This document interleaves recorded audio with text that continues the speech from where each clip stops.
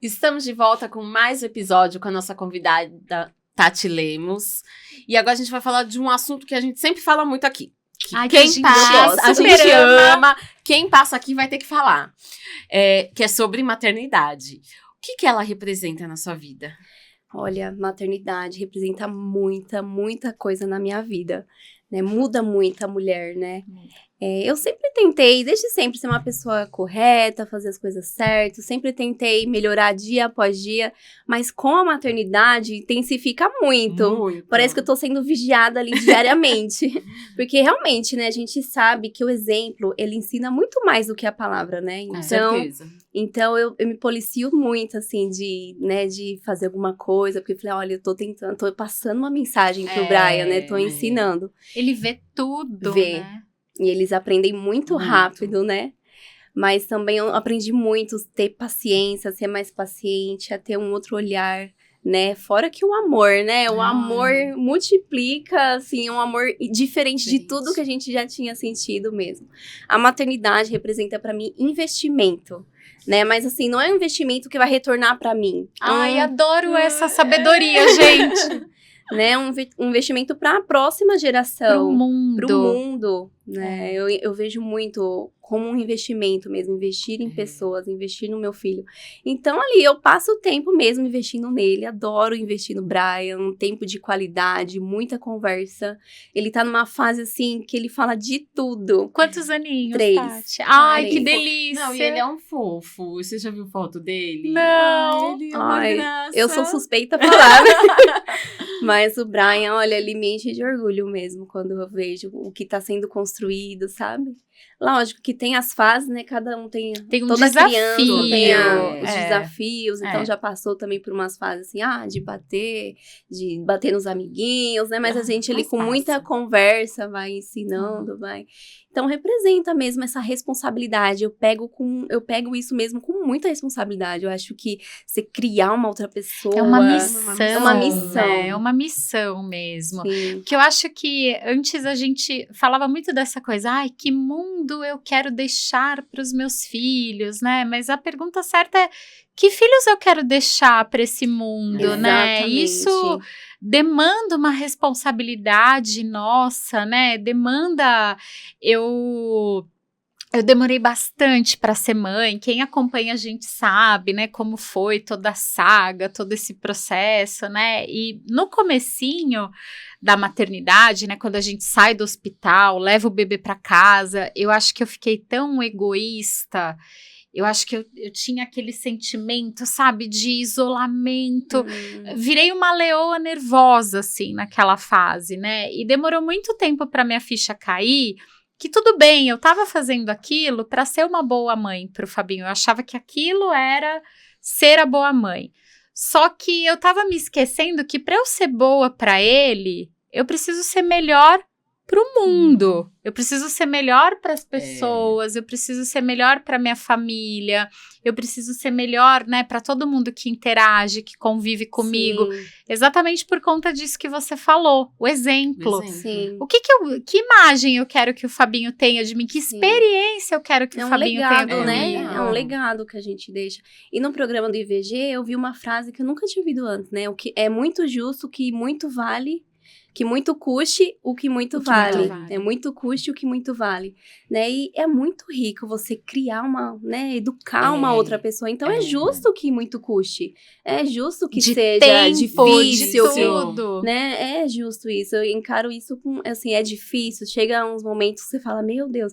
Mas é engraçado que quando uma outra pessoa fala assim, é difícil, não quero ter filho não. Você fala assim, não, tenha, porque é a melhor coisa. Mas daqui a pouco ali a gente também tá falando, meu Deus, porque... Mas a gente nunca vai falar pra alguém não ter, porque é uma coisa muito especial. Eu vou te falar, eu nunca tive essa dúvida. Eu literalmente imaginava uma família grande, 3 filhos.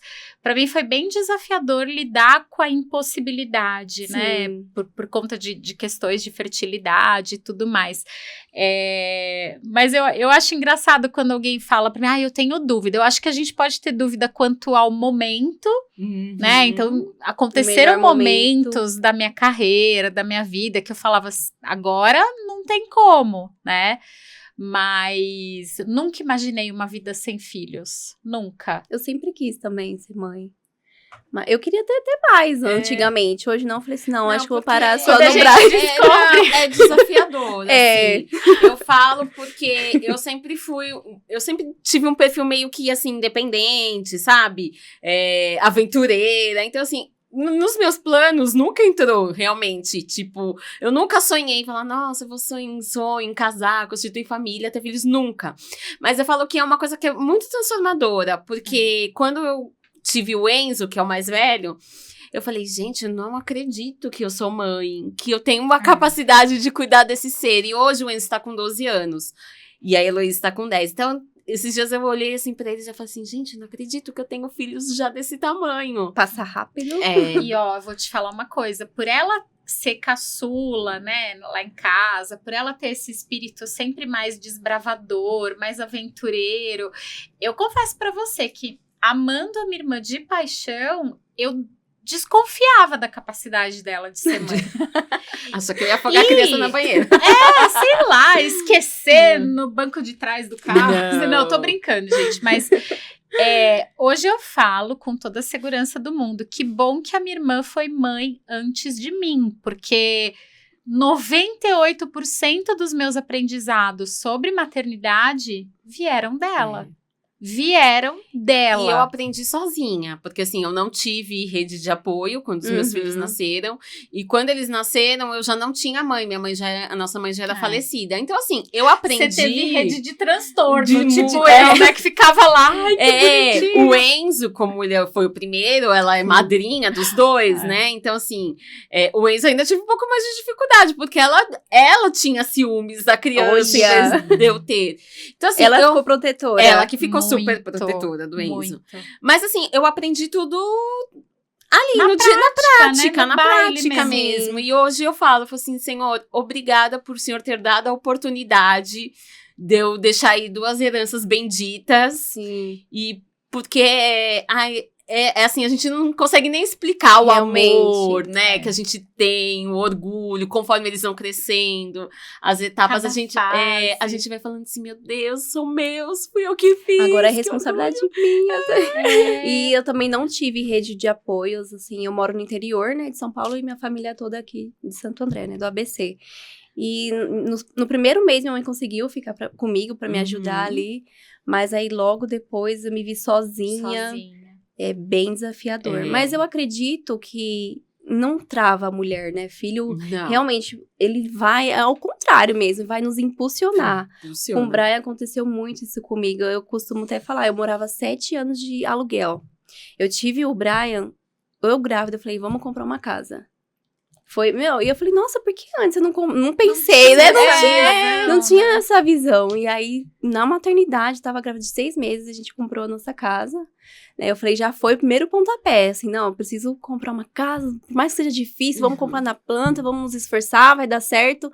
E eu acredito que foi, sim, a gravidez que já me deu esse impulsionamento. E foi bem difícil pagar aluguel e a casa que a gente tava pagando, né, nas obras, as taxas de obra, mas deu tudo certo. Então eu falo, não, se você parar pra analisar mesmo, vai te impulsionar. Você fala, não, eu quero dar o melhor pro meu filho, vamos ali se esforçar, vamos batalhar. Exatamente. E é porque é difícil, né? A real é difícil mesmo, assim, no dia a dia ali, fica corrido, ainda mais quando não tem rede de apoio, mas nós damos um jeito, né? A gente consegue, se a gente quer, a gente Mãe consegue tudo. Mãe consegue tudo mesmo. Mãe consegue tudo. E como é que você acha, Tati, que o Brian, né? Vamos falar para além desse insight que você teve incrível na mentoria, essa provocação, tudo. Mas como é que você acha que a chegada do Brian contribuiu para você encontrar também o seu propósito? Olha, quando você tem um filho em casa, você tem que já trabalhar a sua paciência, né? Porque é cada fase, salto de desenvolvimento. Então, com a chegada do Brian, eu acredito que eu melhorei muito nessa questão. E eu consegui também olhar cada pessoa com mais individualidade, eu acho, olhar as características de cada pessoa. Porque vocês falaram que ela te ajudou, né? Quando eu fui as últimas das minhas primas a ter filho, né? E aí, a cada etapa que chegava, por exemplo, a fase das birras, aquela cena clássica da criança se jogar no supermercado. Não sei, vocês passaram por isso também? Passei. Ainda bem que a minha foi bem curtinha, o Brian foi por pouco tempo. Do Fabinho também, e foi na pandemia. Então, eu não era no supermercado, era no corredor de casa. Menos mal, né? Eu acho que não passa tanto, porque dá uma vergonha, né? Desesperador. E aí, eu perguntei para minhas primas, o que você fez? E assim, eu perguntava para outras pessoas também, mas nem sempre o que vai funcionar com um vai funcionar com o outro.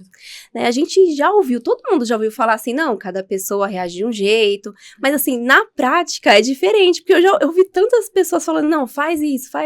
E realmente, eu percebi isso. Falei, não, eu preciso encontrar o que vai funcionar com o Brian. Algumas coisas deram certo, que eu ouvi de dicas, deu certo, outras não. Então, eu fui analisando isso, né? O que vai funcionar para o meu filho? Então, eu fui testando. E eu acredito que isso, se você olhar numa empresa, para um líder, é muito importante. Por quê? Hoje, para ser um bom líder, você não pode tratar todo mundo igual. Generalizar tudo. Porque cada pessoa tem um funcionamento. Então, esse meu liderado vai funcionar melhor se eu deixar ele trabalhar, assim, não ficar no pé dele. Então, ele vai fluir melhor, o serviço dele vai fluir melhor se eu conseguir deixar ele, dar um espaço para ele trabalhar. Não, já um outro, não, eu preciso estar ali mais atento, preciso estar ali mais, porque ele precisa desse feedback, ele precisa também desse meu monitoramento. Então, eu acredito que abriu também para mim esse olhar, esse leque, depois da maternidade, que sobre respeitar e analisar também as pessoas, assim, cada também pessoa tem um jeito de se recompor, de se equilibrar, né, e na criança isso muda de fase para fase, né? Sim. Quando era bebezinho, ali um colo funcionava, aí daqui a um pouco, passa uns meses, já não é o colo que funciona, é alguma outra coisa, então você tem que ali tendo um jogo de cintura, aquela flexibilidade, então contribuiu muito para isso também, né, que eu acredito que vai de encontro também com o meu novo projeto, com esse propósito. E fora isso, o Brian me fez crescer muito, tanto pessoal, né, como pessoa, como profissionalmente mesmo, assim, foi muito rico eu não me vejo mais, assim, sem, sabe? Não me vejo. A Tatiane de hoje é muito diferente da Tatiane lá de trás, depois que eu me virei mãe. Não tenho dúvidas. Eu não sei como é que é pra você, mas é engraçado, né? Parece que o Fabinho, ele sempre teve presente na minha vida. E o Enzo e a Heloíse também, né? Outro dia eu tava passando em frente ao buffet, onde foi a festa do meu casamento, né? E os 3 estavam no carro. E aí eu falei pra eles, olha, vocês lembram que foi aqui que a Madinha casou? Como se eles tivessem lá. Eu falei, peraí, não, gente, isso aconteceu em 2007. Eles nem... Vocês não eram nem um projeto de vida ainda. Mesmo. Mas é tão engraçado porque não é que a gente esquece da nossa vida pregressa, mas parece que a vida ganha um significado tão diferente, tão maior, que é como se ele sempre estivesse ali. Presente. É uma ligação. É uma ligação. Eles nos escolhem, né? Eu acho que eles nos escolhem e mais do que nos escolherem, eles nos ensinam. Muito. Com certeza. É um engano troca, você falar que os pais é que vão ensinar tudo pra criança. Eu acho que o teu filho te ensina eles ensinam com muita certeza. coisa. muito mais do que você pode imaginar que vai ser capaz de ensinar pra alguém, né? Realmente é uma troca muito enriquecedora mesmo. Uma oportunidade valiosa mesmo, de crescimento. Sim. E eles fazem, é o que você falou, eles fazem a gente crescer muito, amadurecer muito. Sim, com certeza. Eu falo assim, gente, às vezes eu paro pra pensar assim, às vezes eles fazem pergunta, mãe, quando você era jovem, eu falei, deixa pra lá esse negócio de quando eu era jovem. Que já faz tanto tempo. Mas assim, eu consigo ver a mudança. As pessoas falam assim, nossa, Patrícia, mas você era uma pessoa gostava de sair. A gente você era tão ativa. Eu falei, e agora eu sou mãe, né? Eu sou mãe, e aí eu não consigo mais. Sim, realmente, eu acho que essa visão que a gente tem passa a ter um outro significado, né? Com certeza. Muda o que a gente deseja, fala, não, hoje eu penso muito mais nele, sei também que a gente não pode perder, deixar de pensar em nós, né? cuidar. Mas, assim, a gente fala, não é o momento agora, acho que não é, a gente abre mão de algumas coisas, ajusta ali os propósitos, né? Também a gente precisa se adaptar em questão de, tipo assim, com a chegada de um filho, agora é muito mais responsabilidade, eu não posso fazer mais o que eu quiser, a hora que eu quiser, porque daqui a pouco ali, não, tem uma necessidade que eu preciso atender, então muda muito também, e assim, com coisas os até objetivos, engraçadas, né? Eu tive uma fase da minha vida que eu queria viver algumas experiências, né? Então eu fui saltar de paraquedas, eu fui fazer exploração de caverna, né? Tudo bem que isso foi 15 anos para trás, 10 anos para trás, né? Mas eu acho que são coisas que hoje, por exemplo, eu não faria. Eu acho que eu não tenho coragem para me expor a alguns riscos que pudessem privar o Fabinho da minha presença na vida dele, né? Você falou de pular queda, né? Pular de paraquedas, e eu sempre tive vontade, mas eu nunca pulei. E hoje já acho que não tenho mais coragem. Justamente por isso. Eu falo, meu Deus, alguma coisa errada, não dá. Não é que a gente vai ficando bundona, né? Desculpem a expressão, mas eu acho que a gente vai pensando ao que a gente vai se expor, a que tipo de risco eu vou me expor, né? Ai, nossa, mas é uma fatalidade, é um troço de 1 em 1 milhão que cai e o paraquedas não abre, mas tudo bem, vai que seja né? Vai que aconteça comigo. É melhor não arriscar. Justamente, a gente pensa muito nisso. É o meu maior medo hoje, assim. Falei, se eu morrer, não dá pra morrer agora, não. Preciso criar meu filho. Senhor, eu falo, Senhor. Mas você sabe, por favor. Tati, isso também é outra questão, né? Eu tenho estudado bastante, assim, sobre essa coisa da espiritualidade, do propósito de vida, né? E esses dias eu tava bem reflexiva com relação a isso, né?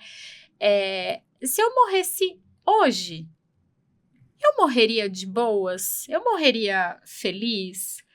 Eu acho que há 3 anos atrás, né, sei lá, 4, jamais. Eu falei assim, pelo amor de Deus, se eu morresse hoje, tem um monte de coisa inacabada, tem meu filho, tem um monte de coisa. Mas hoje eu acho que com o Fabinho já maior, ele vai estar com 8 anos agora, né? Eu acho que a gente construiu uma relação tão boa, eu acho que eu já consegui deixar tantas coisas pra ele, que se eu morresse hoje, eu morreria feliz. Eu não morreria feliz, não.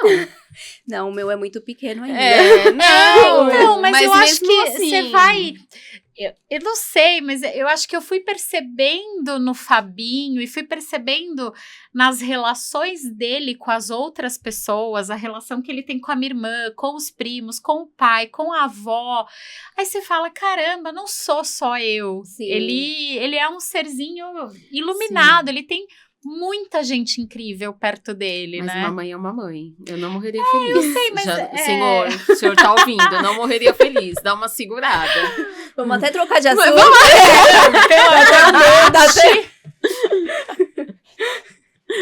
Dá até medo, né? Dá. Não, mas a gente tem essa preocupação, né? Sim. Eu sempre falo para os meus filhos, assim, eu ensino eles a fazerem muitas coisas em casa. Então, assim, super tranquilo se eu precisar me ausentar um dia todo, porque eu sei que eles vão super se virar bem, entendeu? Sim. Eles sabem fazer comida, já os dois, né? Não tudo, mas, assim, o básico, arroz, fazer uma mistura ali, uma salada, eles sabem super se virar. E é o que eu falo para eles, eu falo assim, vocês precisam aprender, porque eu não sei até quando Deus vai permitir que eu que eu esteja aqui. Sim. E no dia que o Senhor achar que precisa me recolher, eu vou em paz, porque eu sei que vocês sabem se virar.